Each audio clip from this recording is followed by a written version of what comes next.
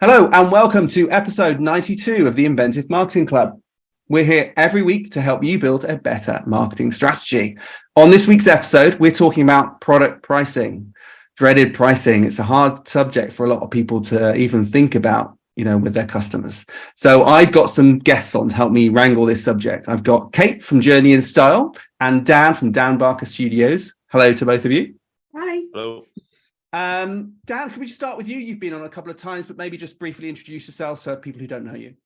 Sure, yeah. Hi, Dan Barker. So yeah, as you said, Dan Barker Studios, we do video production and photography.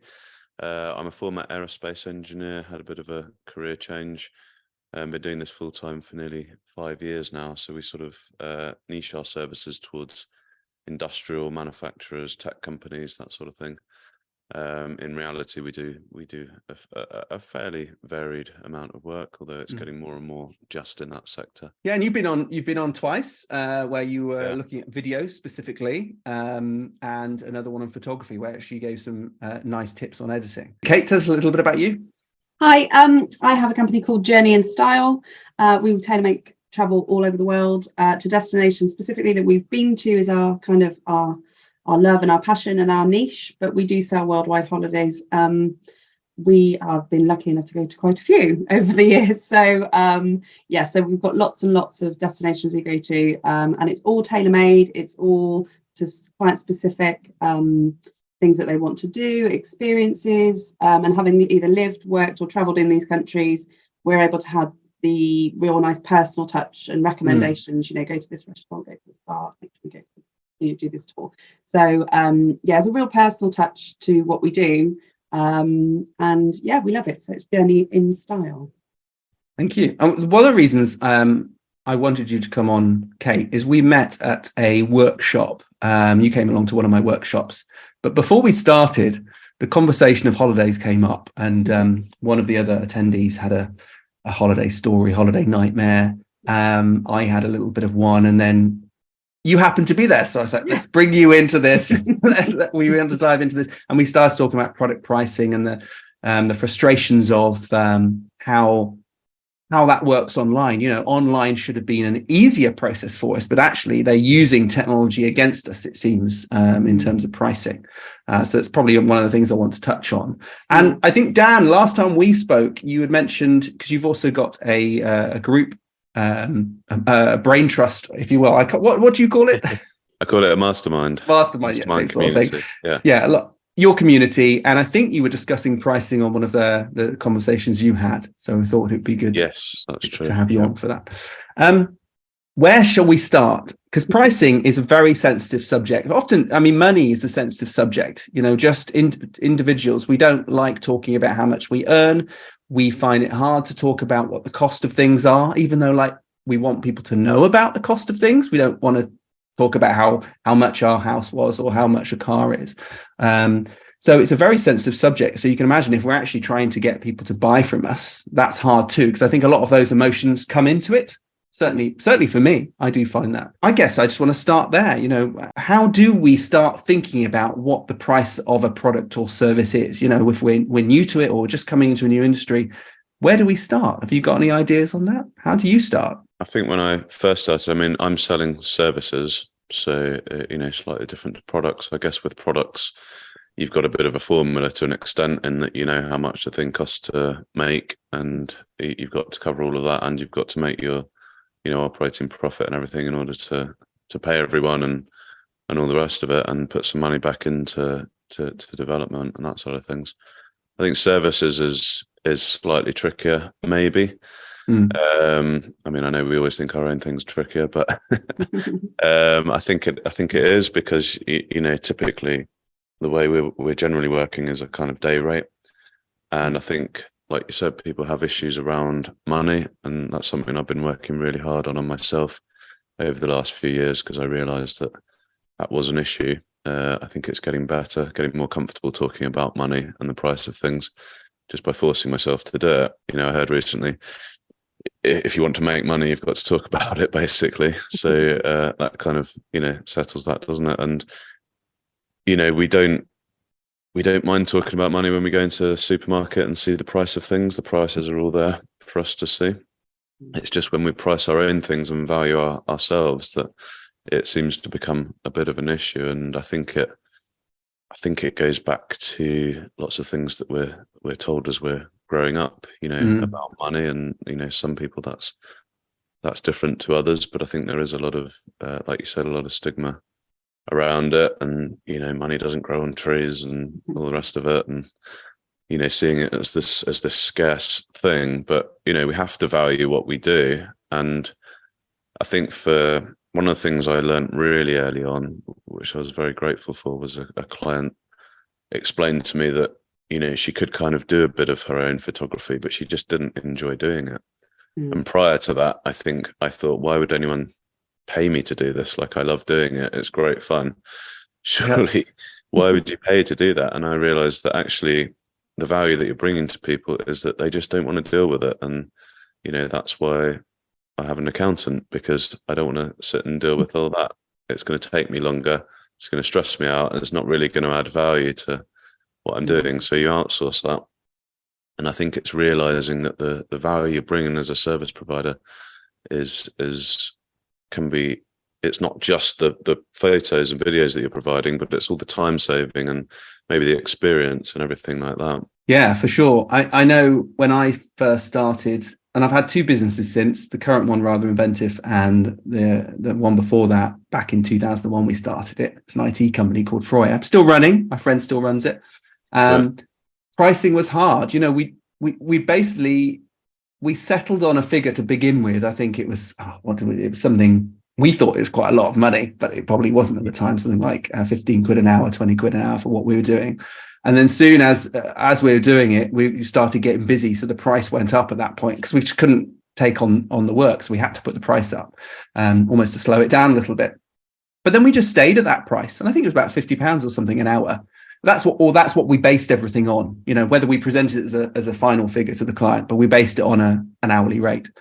And it just stayed like that for years and years and years and years. And then I think it must have gone up. I don't know. I think I left the company before that price went up, but I'm sure it has. And it's very similar for me now. We set our price pretty much when we started. I think I came in at 50, then went up to 95, and it's just sat there for ages and ages and ages until recently we have put it up again.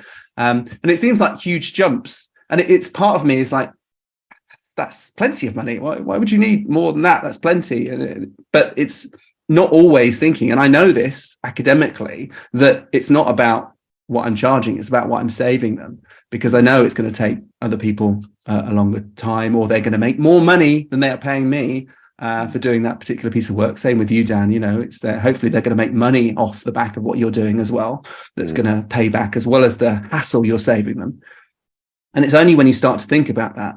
But also there are certain people you think, I want to help you out, but if I put it at that price, you can't afford it. And it's that balancing act that I don't want to be horrible. I want to help everyone, but I can't help everyone. So, what do I do? So I've struggled with it. Whether I'm pricing a small job or a big website that we're doing, I've always found it hard.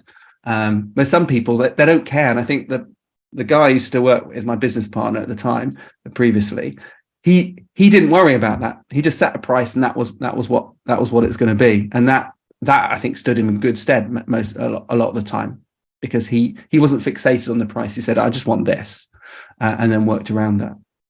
Kate, what about you? Tell us your sort of history of I'm from price. A very different sort of side of things. My work is commission only, and that doesn't change. The service you get, whether you decide to book with me or not, doesn't change. And that is what drives me to look after my clients. It isn't about the sale. It isn't about, I would rather they walked away and went, okay, it wasn't quite the price we were looking for, but my God, the service was second to none, and I suppose the benefit of me providing that service is that I get the commission by getting the booking, with all the suppliers and stuff that we use. So, people in the industry have talked about charging a consultant fee. People have tried it, and they will always generally then find a service elsewhere. And I think because I've seen the travel industry change so much. It's been 20-something years since I've been in the travel industry. I've worked overseas for Thomas Cook, and I was a rep and all the rest of it. And I came to work in their stores as a sales consultant back in late 90s-ish. So I saw when EasyJet launched, and it's really interesting, this whole dynamic packaging sort of came in, and it's so much cheaper if you just book your flight with us, and you don't need a luggage, and you don't need a seat, and you don't need and you can do it all yourself. And that's where this market has come from, especially in travel, of people doing it all themselves. And you say about the kind of value, and the woman going, do you know what, I just hate it, I don't like doing it. There are some people that will love it, and that's absolutely fine. But that's kind of where we come in, because we have got the passion for it, we've got the knowledge, we've got the skill, and by the time you get on that holiday, are you really going to enjoy it? You can think, oh God, it took me 3 weeks to find this hotel and it's rubbish. Yeah. I hate it. I can't believe I've made this mistake. And then that pressure goes on you as the mum, dad, the parent, the other half, or whoever's made that decision. I told you it was rubbish. I know, it's a stressful process. Yeah, absolutely. So that, again, in a value perspective, that comes back on me. Actually, we've talked about these hotels and we really don't like them. Where have you found these? Or, we love them. Oh my God, I didn't even know that existed. And that's down to, again, it's a knowledge base, and you build that up over the years.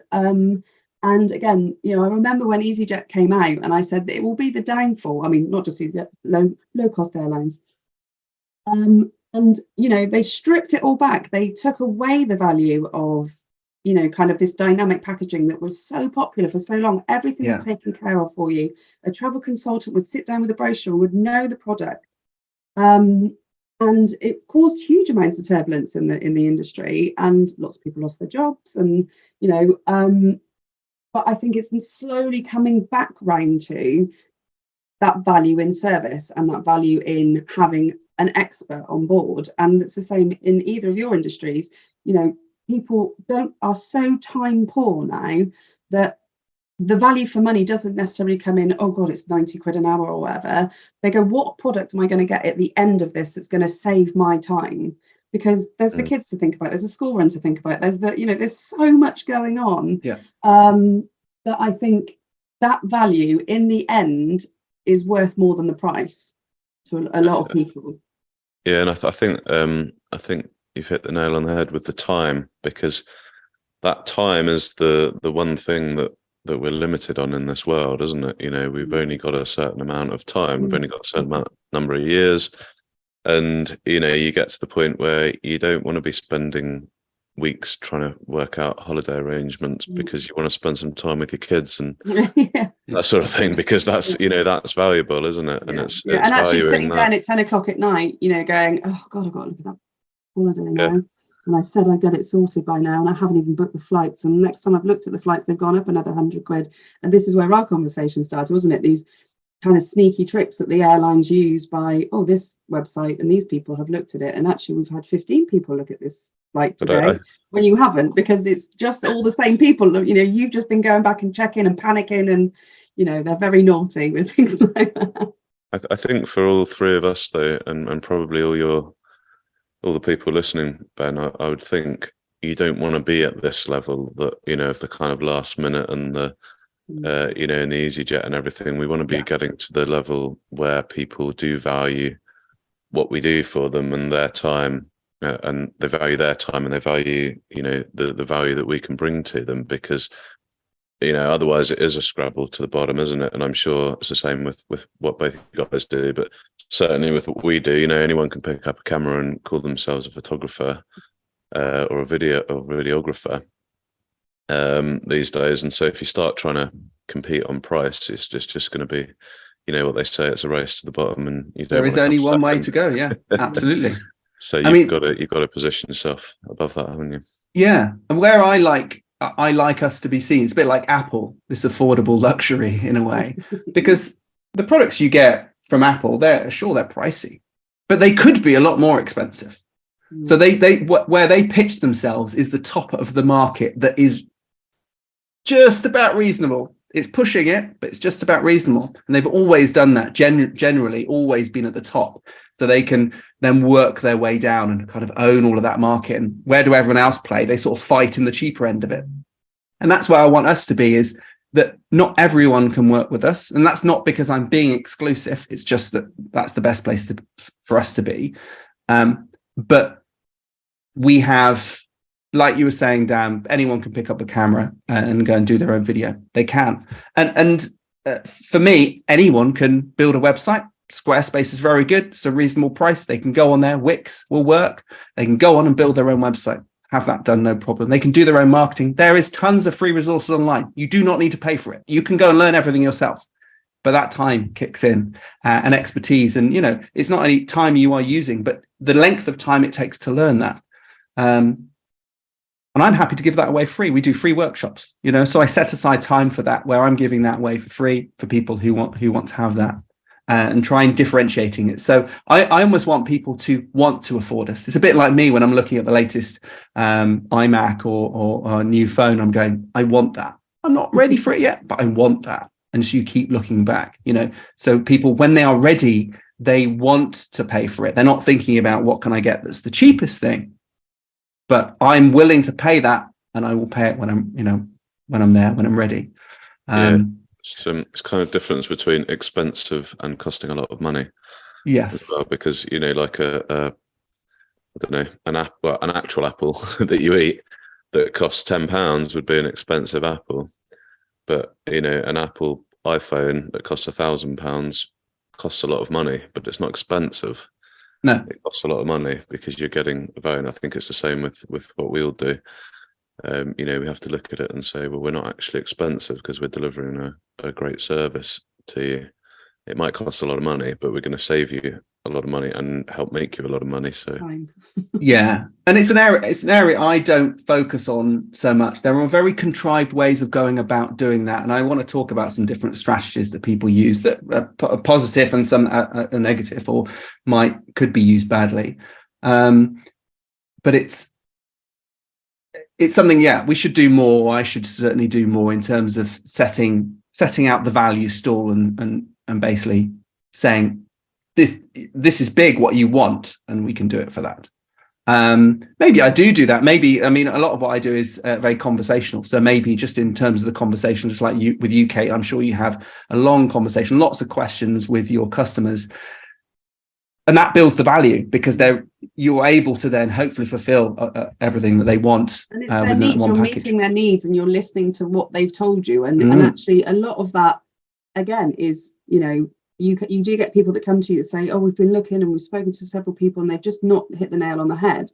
And actually, a lot of the skill is the listening. It is, the matching their needs and coming to the point where we say, right, we've had a conversation about your holiday. I have found X, Y, and Z because you said it's really important that you have a sea view because your wife loves to wake up and have a cup of coffee on the balcony, and it's hitting those heartstrings, because you've paid attention and you care and you listen, and that's worth more than, so he can go off and play golf. It's got a spa, or all those little things, or that talked about the kids really want to see turtles, or it just all ticks along. And actually, by the time you give them the price, you don't lead with the price. You lead with the things that what this holiday is really about, or what this experience is about. And yes, okay, there will be people that go, oh, that was a bit more than we're expecting it to be. Okay, so what is it that's going to be costing the money? It's probably the hotels, it's probably this, that, and the other. The flights are maybe a bit much. Okay, there's a few more tours in there you probably wanted to do. So you can then start having that conversation of filtering things rather than it being, whack, there's the price. Oh, I think it did everything you wanted it to do. So yeah, that's an interesting point. There's I think this is more on the consumer side, but it's good to know from the person who's selling is that something, I can't remember where I heard this or who told me, but it's basically, it's not that I can't afford that. It's like, I want that. How can I afford it? What can I do? And it goes back to what you're saying, Dan. It's not expensive. It's just, that's a lot of money. I don't have that money right now. What can I do? Can I finance it? It's not always the best option, but can I do that? Is there a way we can split the payments? Is there a way we can just defer it and just have it slightly later so I can save up for it? Or as you say, maybe, we've built all these things into it. We don't need all of them. Let's cut some of those bits out. And it's a case of helping the customer say, how can you afford this? How can we make what you want a reality for a budget that you're able to bear? Yeah. Yeah. And I think that's, across the board, whatever sort of service, and it's meeting a need. It's meeting at the end of it. It's still a human at the end of that need. It's a decision maker. It's a business owner or whoever it is. They're still going to have an emotional connection some way to that decision. So it's kind of getting to the bottom of, okay, well, are you going to be in trouble if you present this because it's too expensive? Are you going to, have you not met a target by doing it? Is it part of a longer term plan? And it's just those questions, and it's bringing that human side back into it. And I think that's where a lot of, the internet is great for all that it does. But again, these websites where you search things, you look things up and all the rest of it, it does kind of take that connection out of it. And that's definitely, I find whenever I speak to a client, I managed to create some really lovely relationships and some really, and some really nice repeat clients. And people don't go on these sorts of holidays every year. No, they do recommend you to friends, and they do, and I think that's where the service comes in and the value. They may not use your services, but I've certainly spoken to several people since I've been on the course, singing the praises of yourself and the company and what you offer. Thank you very much. You're welcome. Do you know what I mean? And that goes so much, the longevity of that is much more than, we managed to get 100 quid off the price.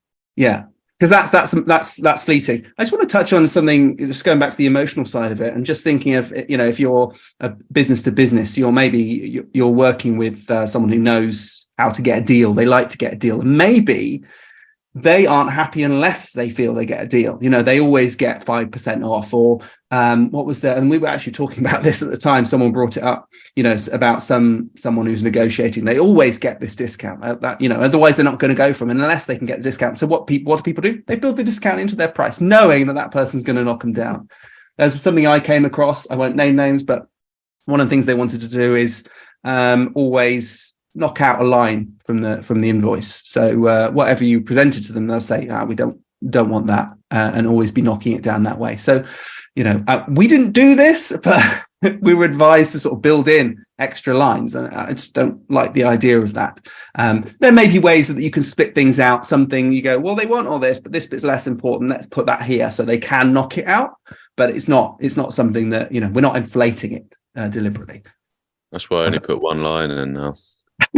Yeah, they don't. So this is what we're going to deliver. This is the price, because sometimes people in our industry will split it out into itemize everything. Like, we had a quote from someone that was going to come in and help us with some live stream work, and he sent me a quote, and everything was itemized out, like down to like even light stands. Like each light stand had a rental cost against it and things. So I just went through it and said, well, we've got that. We don't need that. We don't need that. We don't need that. And by the time I'd been through it, I had knocked like 75% off the quote.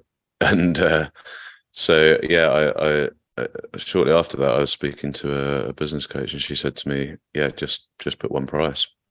Just say, this is what we're going to do. This is what we're going to deliver. This is the price.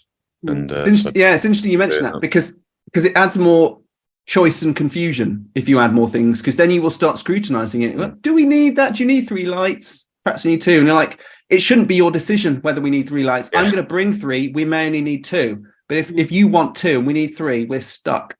Exactly. And it's silly, really, we're isn't it? supposed to be the experts, aren't we? So we're not not supposed to be asking them what they want or what they think we need to do our job. In terms of equipment. Absolutely. So let's sort of get down into the weeds a little bit. So I just got a few questions here to see how we work with them. Do you have any? We've talked a little bit about pricing strategies, but do you have any ways that you like to do that? What is the optimum way of doing it? And a sub question to that is, do you look at the competition? Do you look at how other people are pricing and determine your price based on that? Shall I jump in? Go for it. Yeah. I do have a way that I price. In terms of competition, I try not to look at it too much. Like, I occasionally like to get a bit of an idea of where we're sitting. So if I know that someone's gone for a few quotes, I'll say to them, just out of interest, where did we sit in amongst the quotes, just to give me a bit of a vague idea. But sometimes when people have opted for a cheaper option or something, I'll go and look at that person's website that they've chosen. Happened to us the other week, actually. We got turned down on price, and I looked at who they chose, and I was just like, okay, we don't want to be there. We don't want to be producing work like that, and we don't want to be charging those prices. I mean, we could if we just went and with a lucky escape, Dan, I'd say. It'd be like, yeah, fine, we could do it, but anyway. So in terms of when I put a proposal together, especially on the video side, I will try and always offer at least 2, maybe 3 options. So there'll always be, the sort of more basic option, the slightly more advanced option, and then the kind of chuck everything at it option. And right. So the good, better, best. Yeah. Although interestingly, I was listening to, do you know the Two Bobs podcast? Yes, I've got it on my queue. You recommended it before. Yeah, I really like it. They were saying not to use the terminology good, better, best, particularly because that's us telling them what we think is better. Actually, you should phrase it as what they're going to get in terms of the value and the kind of return on that. So it's like, this is going to do this for you, this is going to do this for you, and this is going to do this. If you yes, but they're just at different price points. And so you're not saying to them this is better. You're saying these are your choices of the way that it could work. So yeah, that's true. So, I see what you mean. So I try to put out minimum of two different options, and then they can choose from there.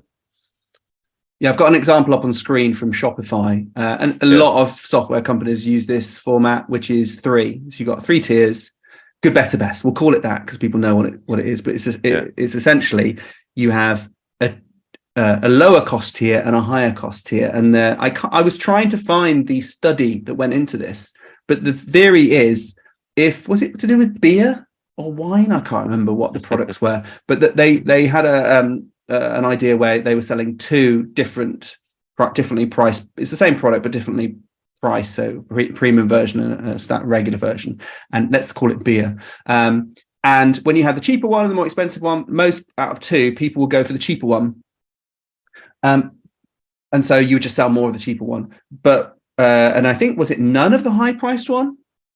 But when you have 3, more people, they don't want to go for the cheapest one.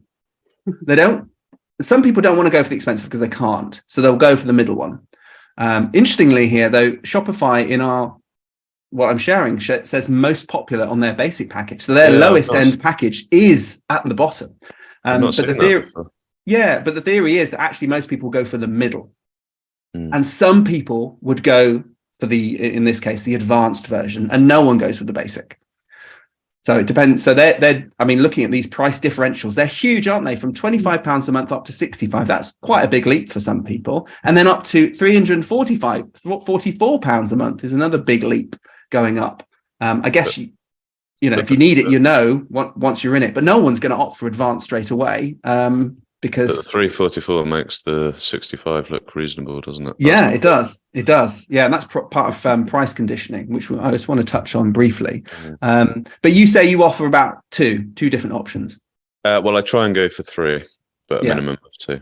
Yeah, and try and kind of. I'm not quite as extreme on the top one as that. I'd normally try and sort of double, I would say, from the middle to the top. Yeah, and then you kind of the first one. So the first to the second would normally be a kind of, I don't know, 50% increase, something like that. I'd say 50 to 100% increase is probably about right. And then again, doubling from the middle to the top one. So you're kind of going like that, basically. Yeah. And then that's making the top one's making your middle one look fairly reasonable. The basic one is just the basic one. Hopefully that pushes people into the middle. So Apple, just in a similar vein, Apple do this where they've got these steps. So they're actually in the reverse order here. We've got the iPhone 14 Pro on the left, the most expensive, going down to the SE on the right hand side. So we'll start with the SE. That's it's all in dollars, but it's $429. The next one up is the iPhone 13, which is $599. So that's they've got a step there. The next one up is the iPhone 14, $799, and then the iPhone 14 Pro at $999. So we've got these like approximately £200 steps in between each one. The iPhone 13 is the older model. That's from the previous year, but they've kept in this lineup so they can have these steps, this staircase of products. So you can go in and go, well, I want a phone for 429 quid. So I get the SE, but for a little bit more, I can get a newer phone. For a little bit more, I can get the very new phone. Then I can get the ultimate, the big one with all the cameras and everything like that. And suddenly you've doubled the price by moving up. And Apple are very good at that, bringing you in with the price. I mean, their MacBook Airs have generally always been $999. They try and just keep it just slightly under £1,000 because it doesn't feel so expensive, although it's still a lot for a computer. But they get you in the door with that, but you go, oh, a bit more memory. I'll have a bigger processor. And so not only have you found the right computer within their product staircase, but then you've got a product staircase of accessories or add-ons that you can tweak on top of that. And it works really well. Just nudge people up. Probably, I'm sure they have good insight into how much it nudges people up by. But it does. Or, once you're in, I think once you've got over the barrier of spending money, spending an extra £200, once you're spending £1,000, it's not so much money. It's a bit like going for a car.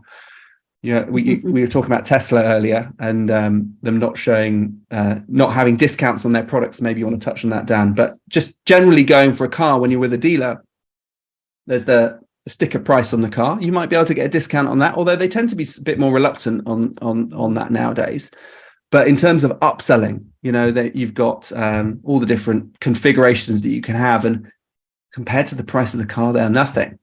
Just adding those on, and maybe it only increases your monthly payment by a small amount, but actually for them it's thousands and thousands in extra commission.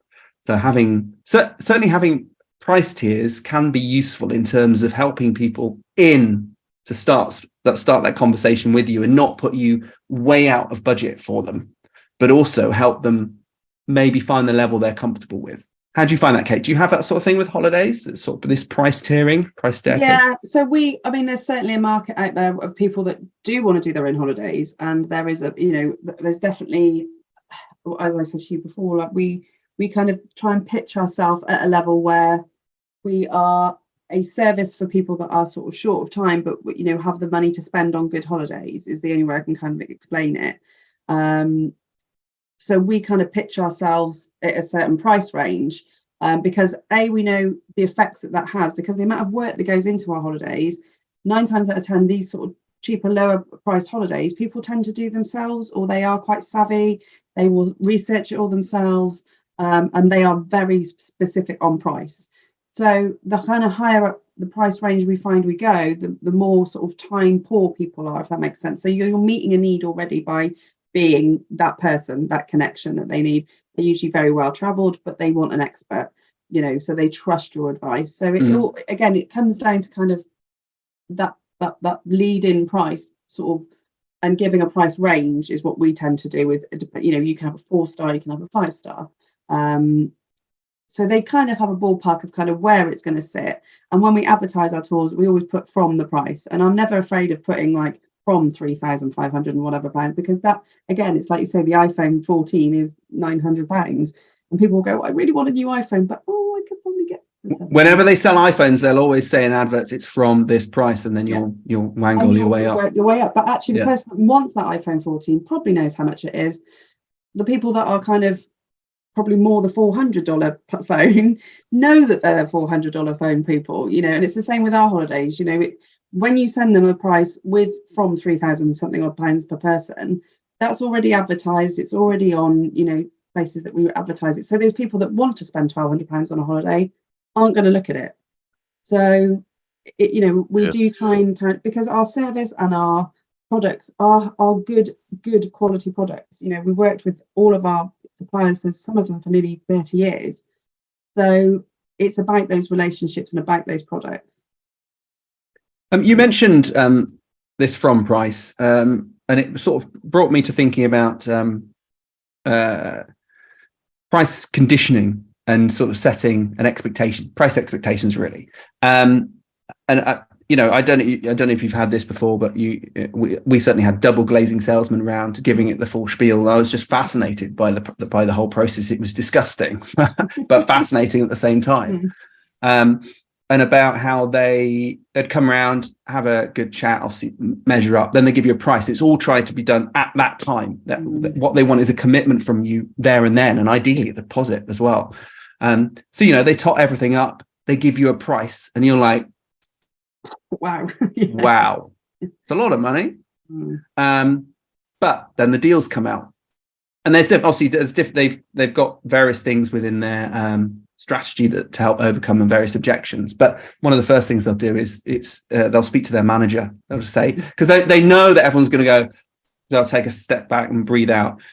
So they will I'll tell you what, I'll speak to my manager. I know we've got something offers on or something like that. So they have a call.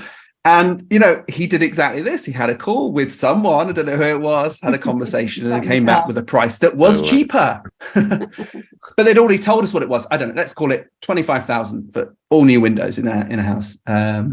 Standard double glazing plastic stuff, UPVC. This is the price. And then the price drops down significantly. And you're like, well, that's a bargain. But I'm like reeling at this point. I'm like, I'm not going to buy, but I want to see how this whole process works. I must add, I would not get UPVC windows. This was long time ago. I would all the way for me now. But it's these little tricks about speaking to the manager, and then about, well, if you can commit now, this is the price. But if you wait later, the price is more. So now you're adding this time sensitivity into it that is causing pressure. And that's, a lot of these holiday companies will do that. They'll cause time pressure on you. And this stress, which isn't very nice, but it forces you to make a decision and hopefully buy at this cheaper price. And they definitely do that on websites, last room left, or only 5 seats, or last one at this price, and actually it gives you that panic and that FOMO. Yeah. That's exactly like, oh God, I was supposed to organise this and I haven't, or, I don't want to miss out. Which is, a lot of that is, especially with social media and Instagram, I'm missing out on this big wide world of all these amazing things. And that's why Instagram's so good for selling. Because somebody's using a product that you're watching them use really well, and it's brilliant, and it's changed their lives. And you think, oh God, I really want to buy that. Well, and there's some things that are truly limited. If a baker who's making cakes, they're going to finish making cakes, and that's all they've got left for today. But they'll make more cakes tomorrow. Mm-hmm. These artificial limits on, like, for the double glazing salesman. Well, you've got to buy it now, otherwise it costs more. There was a slight exception to that. I had a similar thing with I won't name the company, but they're okay. But I won't name the company anyway. But they did something similar where the price was cheaper if you commit now. And I said, why is this? Surely this is, we've negotiated price. It doesn't matter when I do this. And he said, the reason is it costs me more money to follow up. So if you commit now, you get a better deal and I'm saving time and money. I'm like, fair enough. Yeah. That's a reasonable answer to that. And that helped me with my decision. So that's the only time where I've seen it where it's like, actually, that does make sense.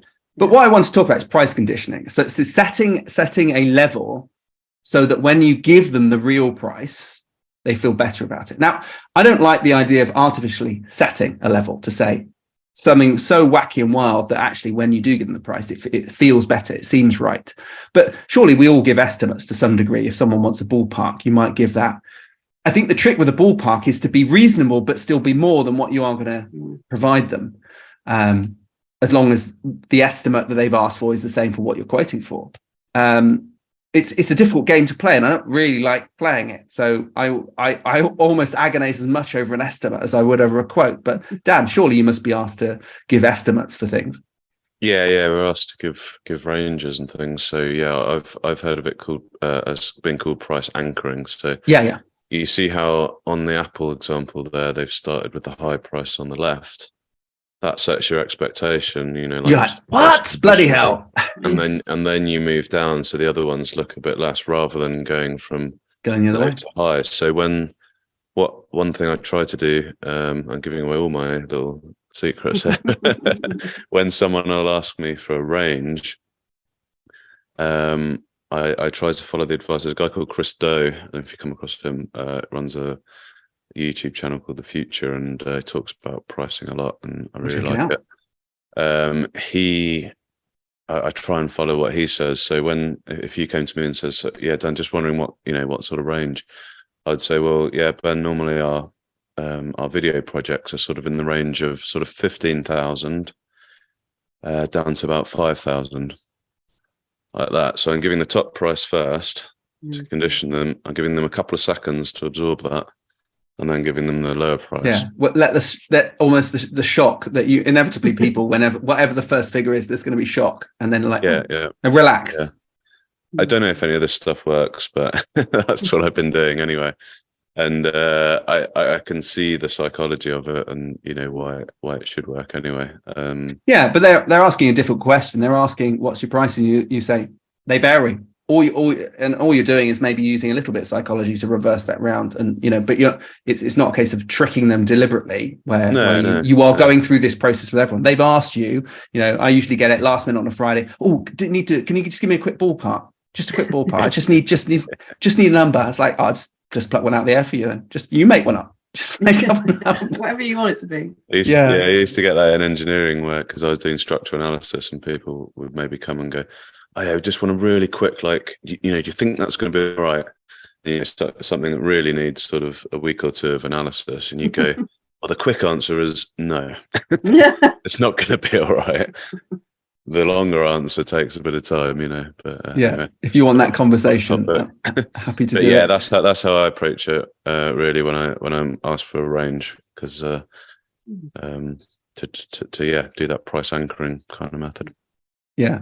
I just want to quickly talk about some different ways of pricing things, just because it's interesting. So, and then I think Dan, you've got a bit of quoting software that I want to have a quick look at as well. So we'll finish off with that. Sure. So. Lots of different pricing models. I mean, the one a lot of people use, especially when they're starting out, it's like a cost plus method. So you've got whatever it costs you to do the job plus some profit, whatever you want to make. So it could just be a margin, like a builder maybe. You say, well, all these materials will cost me a certain amount, plus I've got a set amount of time, and I want to make a certain amount of profit, and they add that on. Or you're selling goods actually would be better. So you want to buy a widget from here and sell it to someone else, well, you make some profit on it. I mean, that's fine, and that's okay. And a lot of product can be sold like that. Certainly Apple's slightly different, but anyone who's selling a product, they're not really making it. They're just selling it. They're buying it in bulk, splitting up, maybe selling it on. They'll have a margin they want to make on that. And that's how they base their price. And then it's looking at competitors and saying, well, where do we sit with the competitors as well? Then you kind of got value pricing, which is where you look at the value to the customer. So you look at who's buying from you, what it's worth to them, and then the price is based on that, which I understand, but I don't like it and I'll give you an example. We had an estate agent man when we sold our last house, and she was from the company who was selling our house, and we were having a chat with her, and she was talking about how they price houses, especially ones that have potential. So when we've bought a house, traditionally, Lou and I, we like to do a bit of work to it, and we expect that added value to increase its value ultimately. But when an estate agent is selling a house, they will look at the house, they will look at what it's worth once everything's been done to it. They'll look at its ultimate value and then knock off what they feel it would cost to get it there. So what they've done is they've taken the profit. The estate agent gives the profit to the people actually selling the house, and not the people who actually do the work to make the changes to the house. Now, I know houses aren't and shouldn't really be about making money, but ultimately they can be, and they are in some cases. They should first and foremost be places to live. But when estate agents do that, it just feels wrong. It's like you've just eaten all of the profit out of that house and just increased its value so much that, but if everyone does that and all estate agents do that, that becomes what the price is. So they are sort of stripping the value out of it and looking at what the customer is willing to pay out of that, which I don't love that. What else have we got? So we've got seasonal pricing. So this is where your cost goes up and down based on demand. And I guess you've got surge pricing as well. So let's bring up, I'll bring up the holiday company website for this. I mean, all holiday destinations and companies will do seasonal pricing. So basically the cost goes up as more and more people want to use that service or product, which kind of makes sense. If you've got a load of people who are after your beautiful barn conversion on Airbnb, during the peak of summer, that's when you can charge what you want from it. But during winter, not many people are necessarily going to go over to the darkest depths of Brecon to go and stay in it. So the price needs to come down to really draw people in there. And also it's out of season, so you need to draw people in. But it's when it's applied to other things, like I went to a bowling alley. We were on our way back from a holiday, and we thought, let's just take a break, and we saw this bowling place. We'll go in there, and they were doing surge pricing. So their pricing would adapt based on the demand for how many people were booking at the time.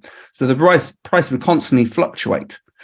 And that to me, it's just like, it just felt crazy to do that. I can see why they want to do it, because it's kind of similar. They got a limited resource and you've got more people wanting to do it. But it just felt odd to me. I don't know if you've come across that sort of surge pricing where it just feels a little bit icky, like they're just trying to rake as much money out of people as possible. They definitely do that on airlines. Yeah. Exactly what they do. It's just, people that have, are looking at the routes. The more that those routes are looked at, whether people are booking or not, it pushes the pricing up and the demand up. And they think, oh, well, great. Well, we can really get people here, but it infuriates me. See, that's interesting, because that to me, like having the price go up as seats get filled, kind of makes sense. Yeah. I mean, cinemas don't do that, but no. Airlines do it. Fine. Yeah. You almost want it get cheaper as it gets filled up. It's like the first person to book is the most expensive, because if it's just them on the flight, they've got to pay for it. And the price comes down. Actually, years ago, if you could ring up an airline that day and say, what seats have you got left, and they would sell them at a cheaper price. It'd be dirt cheap because they've already covered over. Now, I had an example recently where I flew to Spain, and I looked at the flight over a weekend in the middle of March. It wasn't particularly busy season, and that went from £97, I think, up to around. I think I paid about 148 for it in the end. Right. But that was just in. Still, and when I came to book my seats, there's still plenty of rows of seats left to book pay to sit on a seat, So how weird, yeah. No, and this whole demand of how far forward you sit, the more you pay. Who came up with that idea? Genius! Like, you want to sit close to the front or get off the quickest, then you have to pay £25 to sit in your seat. Like, I mean, it's genius, really, but it's insane. It's crazy. I suppose you can add something down. I suppose I'm just thinking how it would relate to like what we do. And, if I could fill the whole next of the 12 months with bookings for video jobs, then I probably would go in that order. Do you know what I mean? Like I'd start with like, if you're going to book out 8 months in advance, you might get a slightly better price. As that all gets filled up and I've just got a few gaps left, then it would be like, well, don't need the work so much, so it's going to be a bit more expensive to put you in. Price goes up, yeah. Yeah, I think that's how I would do it. And actually, you've left it to last minute, and it's going to take us. We're going to have to work extra hard to get that stuff organised quicker. Yeah, exactly. Yeah, certainly. I've often thought about not a penalty, but like an additional. If it's last minute, you've got to pay more because I'll do it for you, but there's a lot of stress that is involved in that, and you've got to pay for that. I've just got up on screen. I'm sharing Uber. They do surge pricing, so they do something very similar. But this app, it's all based on the app, and it's all based on booking, so it can happen very quickly. They're saying that what's interesting here is. Prices go up. In these cases of high demand, prices may increase to help ensure that those who need a driver can get one. I find that's interesting. It's like saying to ensure some people who've got money that were willing to pay for a driver, then we'll make sure it's available. It's a very weird way of putting that, but it's basically saying that if you can wait, actually, if you wait 5 minutes, 10 minutes, the surge pricing might go back down again. But that causes anxiety. That's horrible. It's like looking at the Uber app, waiting for the price and to hit a certain point and saying, right now I can get a lift home. It's kind of.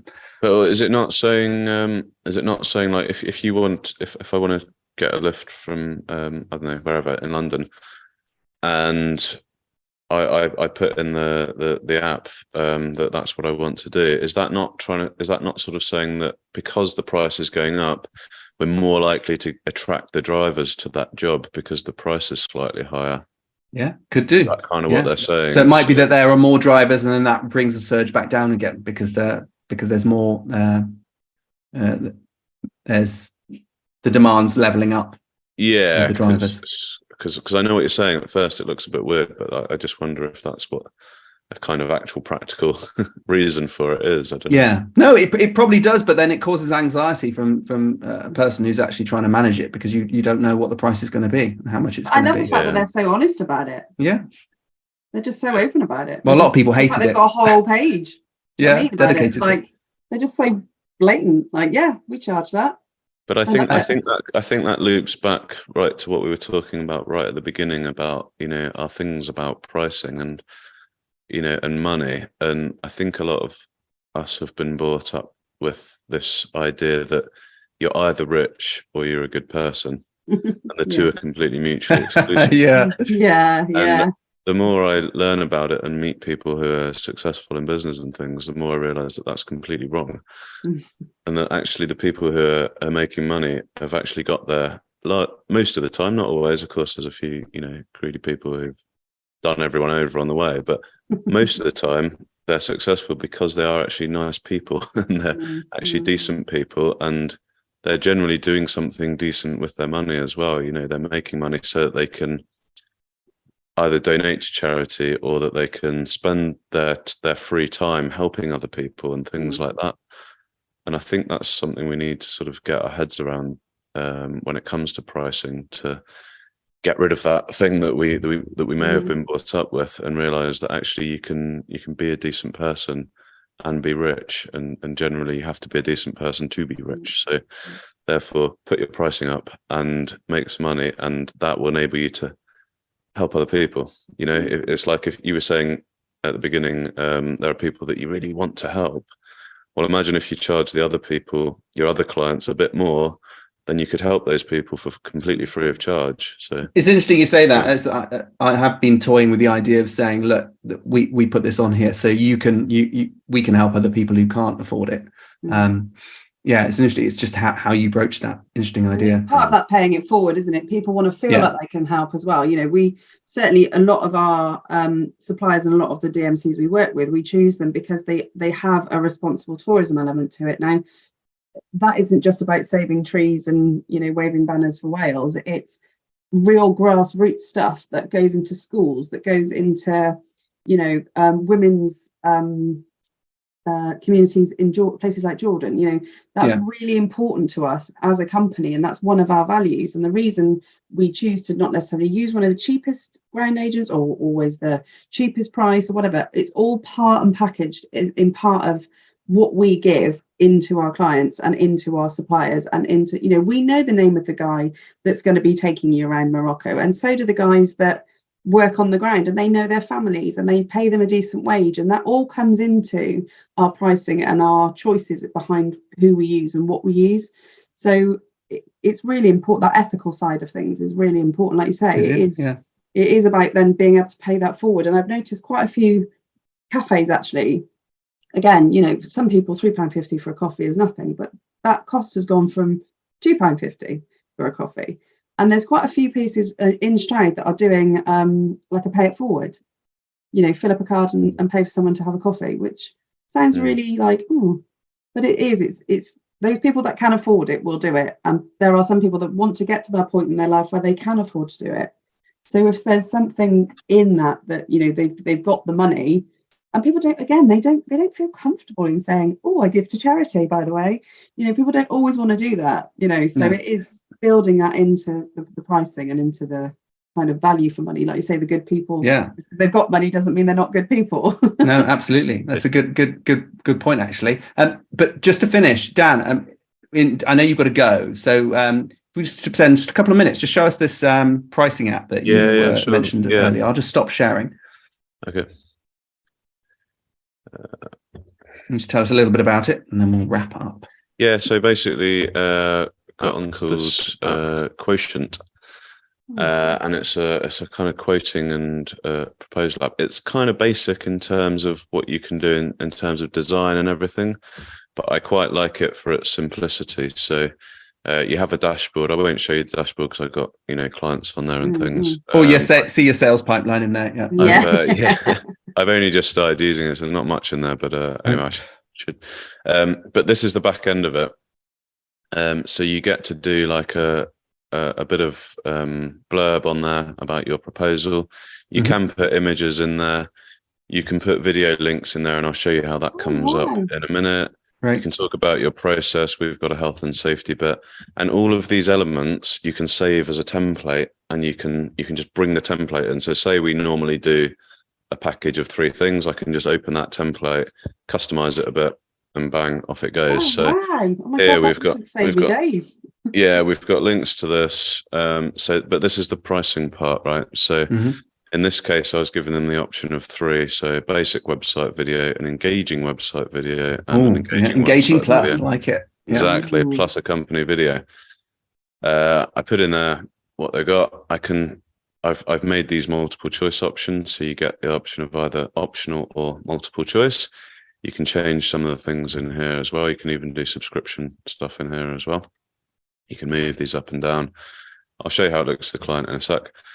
Put the pricing in there. Then down here, I've got optional things. So they could have a risk assessment if they need one, if they want a full day of photography. Okay, yeah. Have one, and so on, some social snippets, packages, and things like that.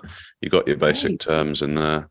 So how it looks to the client, then they get a link. The email's sent from the system. They get a link which they click on. It looks just like this. It's got a reasonable header, as I say, not amazingly designed, but comes out like this for them. The videos come out like this because you put / hash embed on them so that your videos come up nicely. Talks about our process. There's our show reel, a couple of pieces of portfolio. Then they've got this. So they go, oh, right, okay, quite fancy that one. I'll click that. I need a risk assessment with it. We'll have a full day of photography. We'll go for the middle snippets package as well. Gives them the price at the end. And then you can't see it here actually because I'm just in the back end, but they would then sign it and accept it. I get a notification to say that it's accepted, and it also links through to Xero, the accounting software, and creates a draft invoice for them as well. Amazing. And, there's also options in the back end to follow up and everything like that. So you get some. Oh, that's handy.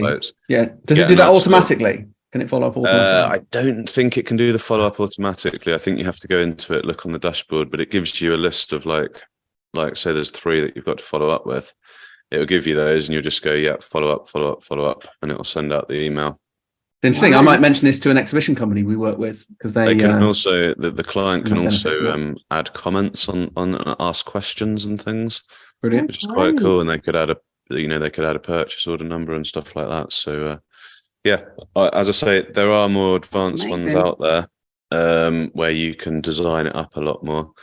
This is basic. It's quite reasonable. I think it's 25 quid a month.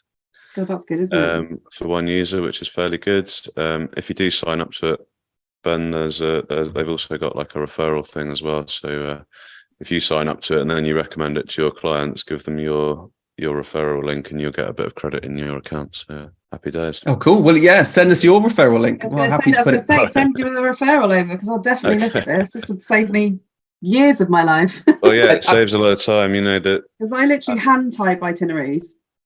Right. So it can take me like hours. I mean, some of it I can copy and paste, but it because it's details every day. Yeah, it can take a long time. Yeah, it's good. I think actually just to sort of finish off and round that off, I think the relevance of a program like that, or even just using sort of Xero or an official system, is you are spending less time worrying and thinking about the price. You've got a system for doing it. You can send them out quickly. You don't overthink it and adjust the price, do yourself out. So I think having a system, however you do it, makes it so much easier to not worry about price so much. Definitely. Yeah. Thanks for sharing that, Dan. Should we sign off? Where can we find you, Dan? Where can people find you online? Yeah, sure. The website's danbarkerstudios.com. I'm on LinkedIn quite a bit.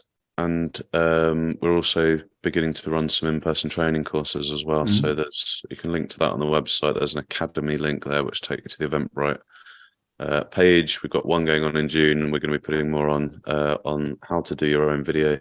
We're going to be doing some photography courses and things as well because we all really enjoy teaching people. So yeah, that'd be good, I'm sure. I mean, we'll make sure that's linked in on the show notes.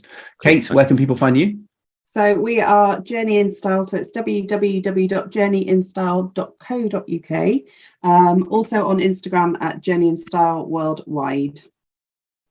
Cool, thank you. And we'll definitely be personally in contact with you because there's a few things that we're fed up with these online sites. So definitely we'll see how that works out. Yeah. Thank you very much to both of you. Next week, I'm doing a Campaign Monitor walkthrough. So I'm basically going to look at the benefits of Campaign Monitor, compare it a little bit with MailChimp, which is another walkthrough I've done, and basically walking through creating an email campaign in it all the way through from start to finish. So we're here every Friday from 10 a.m. If you want to have a question, ask a question, or be a guest on here, email support@ratherinventive.com. You remember all episodes are available on ratherinventive.com/club. Thank you very much for watching. Thank you both, and we'll see you next week.